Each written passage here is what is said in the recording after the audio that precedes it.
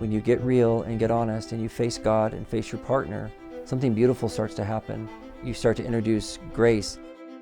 It's so amazing how God gives you more blessings than you can even imagine when you do His will. When they start looking through that lens of the atonement through the life experiences, it doesn't change how hard that experience is, but it changes how they process it, and then it allows them to grow from it.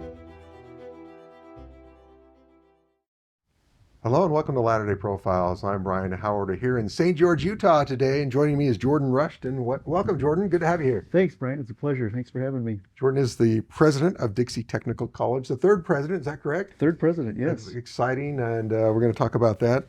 You spent some time as the vice president of instruction at Dixie Technical College as well, also in the Utah College of Applied System as a director of public relations. And also a lot of education you've been doing.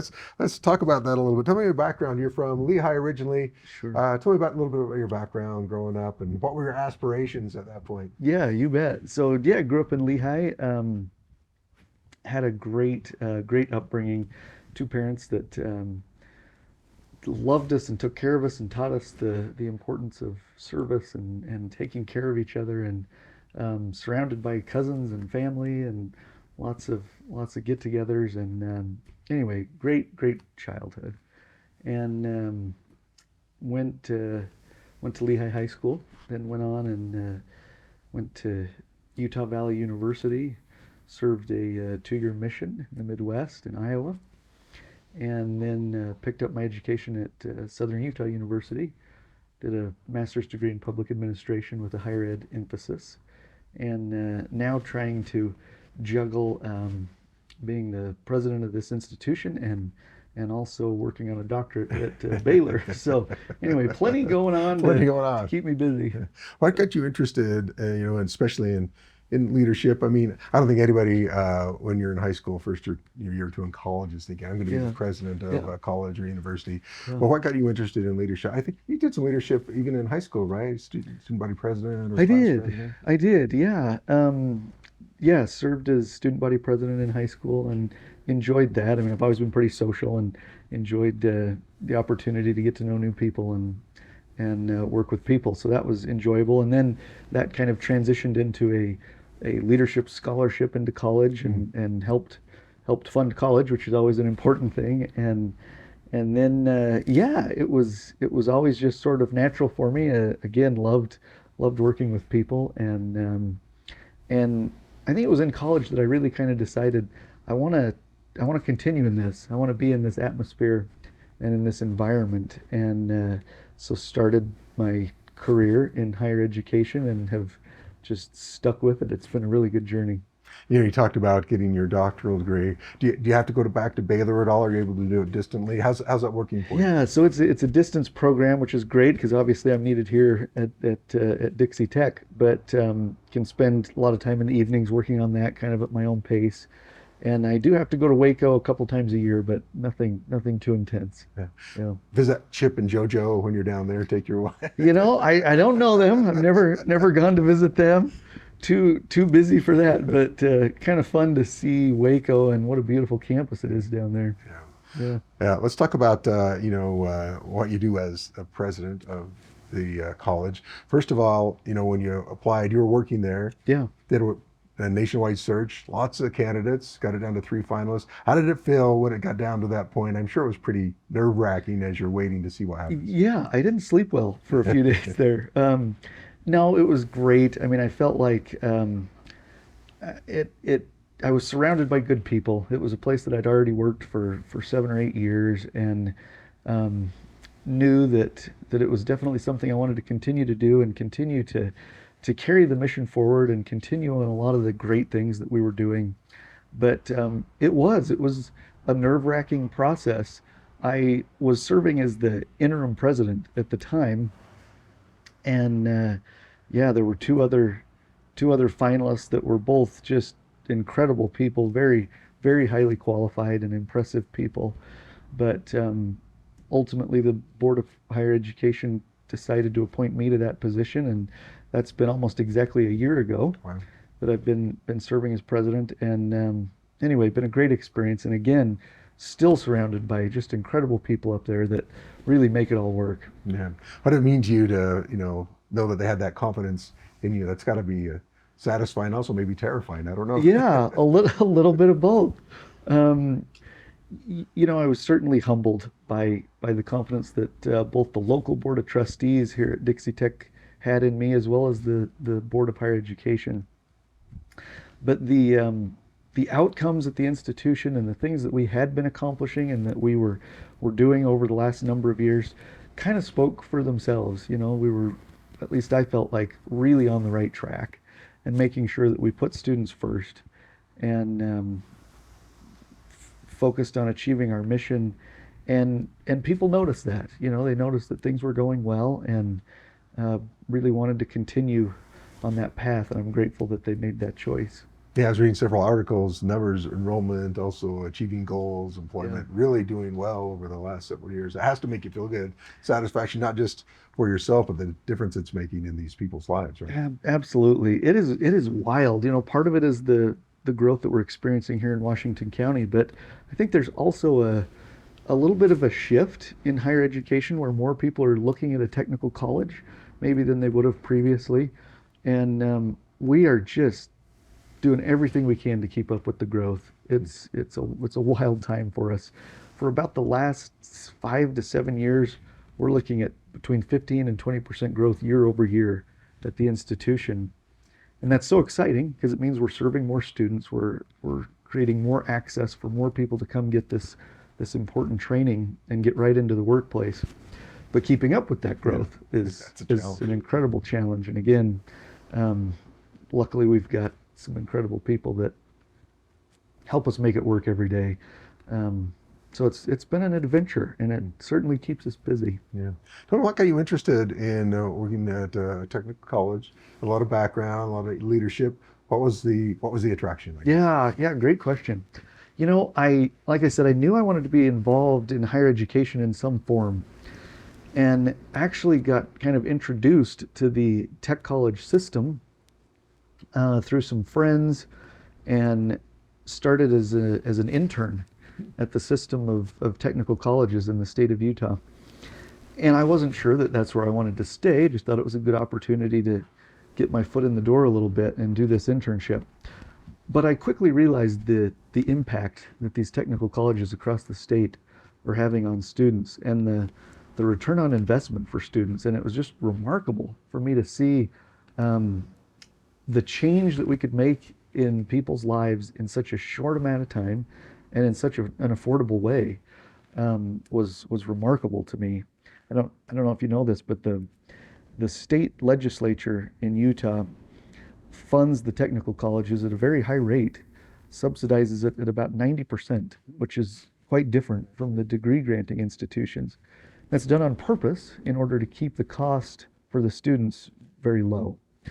And so students are able to come into our institution and for, usually no more than $5,000 all in, can do a program and within a year be out in industry, making a livable wage, supporting a family.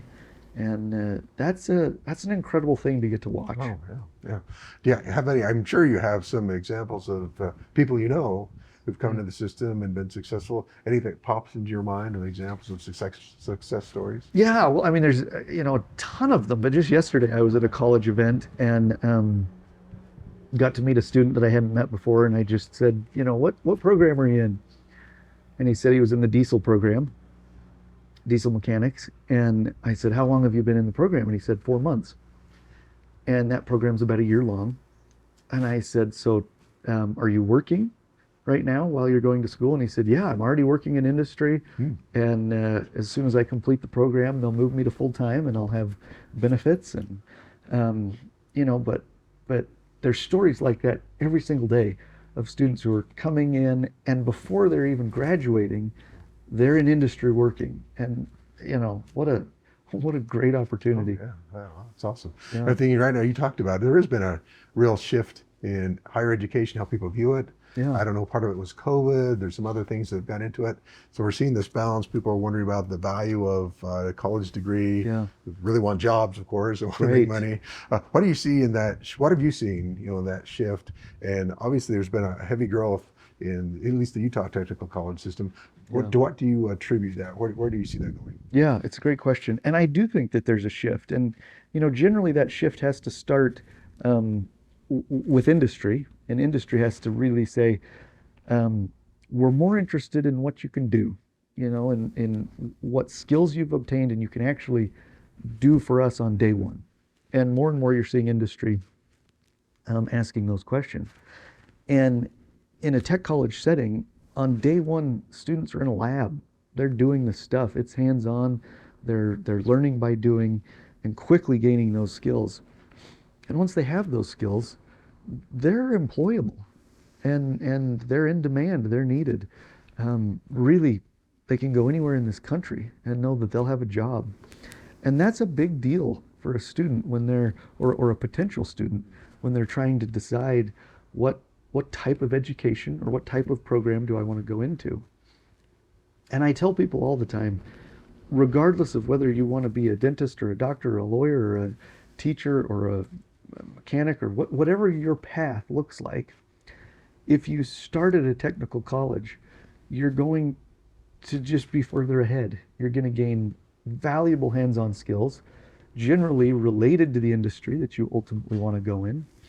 And you'll have the ability to work while you continue your education and work in a field that's related and in a job that will pay. And that's an important piece of the puzzle, especially if people are going to make it all the way to the end of that educational journey. Let's talk about, if people aren't familiar with technical college, Yeah. let's do a little compare and contrast. So traditional university has some preset beginning and end points. Yeah. Most are, you can get associate degree, most are 4-year degrees or advanced degrees.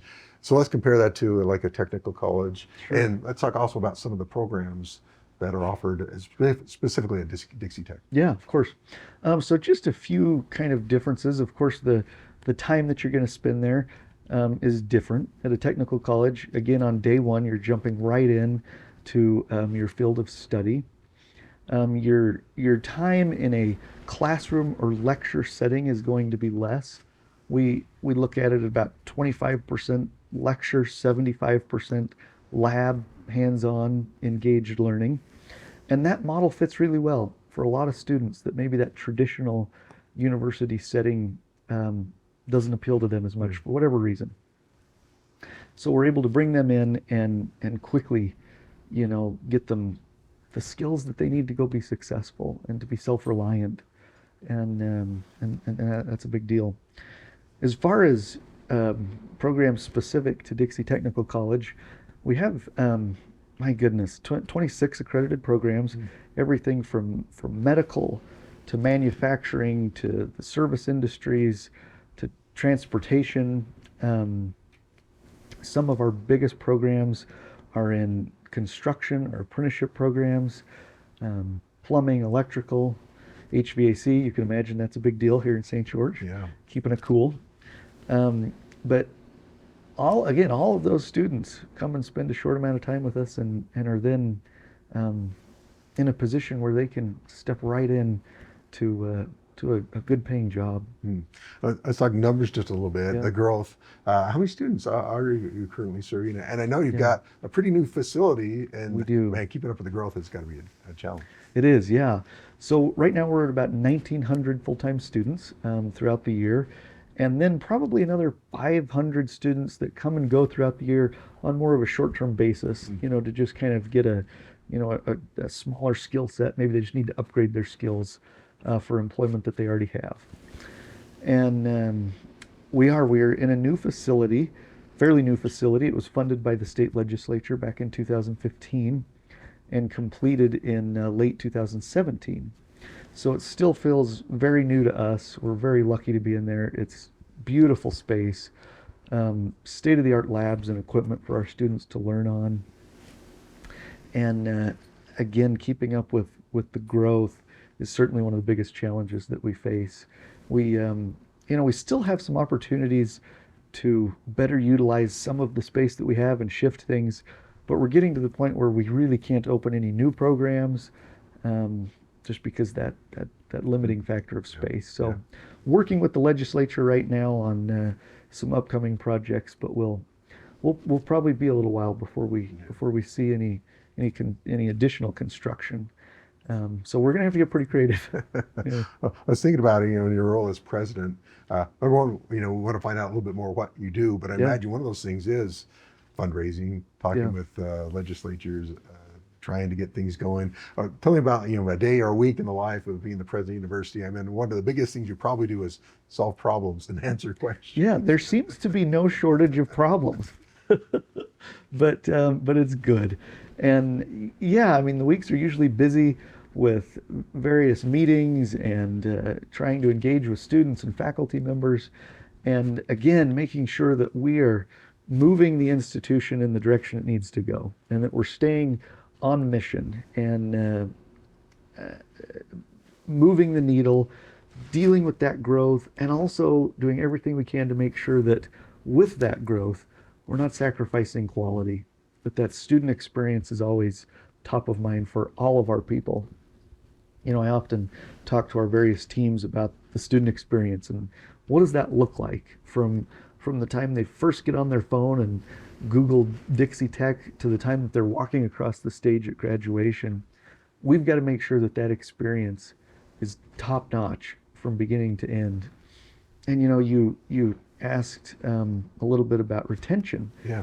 And to me, that's a big piece of that retention puzzle, is we've got to make sure that student is having a worthwhile experience, a quality experience that every day when they leave, they can say, I'm glad I was here for that. And they want to keep coming back. They want to keep getting more, and that they really see the value in what they're getting from us. If we lose that, those retention rates are going to drop dramatically.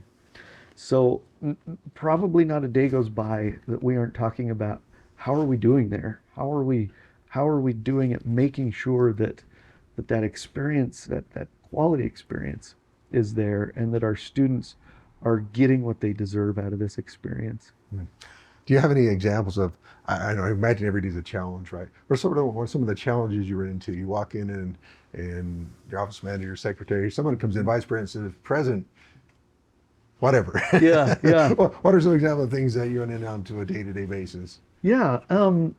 It's interesting, and that's maybe one of the best parts of the job, is that every day that I walk in there, there's something different, something unexpected. Sometimes that's really a good thing, and sometimes it's, oh boy, how are we gonna navigate this? But every one of those experiences is a learning experience, and even sometimes those challenging things are good for us, and they help us, better understand how to navigate things, and maybe we can pivot a little based on some of those things and make sure that they don't happen again or happen often. And some of them are inevitable, and we just do the best that we can to handle those things in a meaningful way and help build people up as we do it. And I was thinking, you probably have your demographic is probably a little bit wider, because you will have the Gen Zennial age coming in right out of high school, but also people coming back for workforce training, that kind of thing. Sure. I want to ask specifically about more the Gen Z, Gen Zennial group, millennials.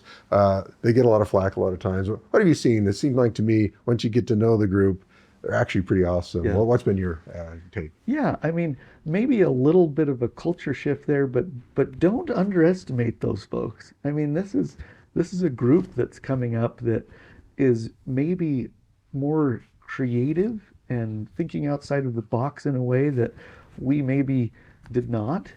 And they're passionate about what they want to learn and what they want to do.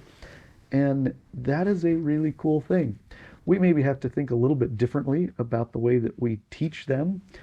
But that's okay, and it's especially okay at a technical college, because they seem to do really well with that more hands-on and very, very engaged setting. We spend most of our time with students in a cohort setting. So they begin together, they go through the program together, and they end together. And they become close-knit group, whether they're part of, that Gen Z or a millennial or on. We have students that are even at the end of their career, but maybe want to make a shift. But they're all there together and working together in this cohort and supporting each other. And that's a fun thing to watch too, to see that kind of connection that happens as they become each other's support system. So fun to see those different types of students. I mean, we get students from all kinds of backgrounds, and just fantastic to see how they all build each other up and support each other. I don't know how you could track that, maybe you do, but do you see connections that last beyond walking across the stage? They actually make connection and network with each other? Yeah, absolutely we do. And it's fun for those of us that live and work here in the community, because you'll go to get your car worked on, and some of those auto techs will be former students. You'll go to the pharmacy and you'll see your old pharmacy tech students, and that's one of the first things that they talk about is, some of their fellow students that are working right there with them at the same shop or in the same industry, and often become lifelong friends because of that experience that they had together. And that's a really cool thing to be able to be a part of too. And I want to ask about your family. You've got a young family, 4 kids. I do. You're a busy guy. You're trying to be a president of a college, so trying to finish your PhD. Do you have any secret sauce? How's it going? How are you making that work? I'm barely making it work, so I do not have any secrets. If there's one secret, it's my wife. She is just my hero, and keeps it all together, and makes sure that the family's taken care of, and does so much at home so that I can do so much everywhere else. And she's certainly carrying the load. I'm so grateful for her.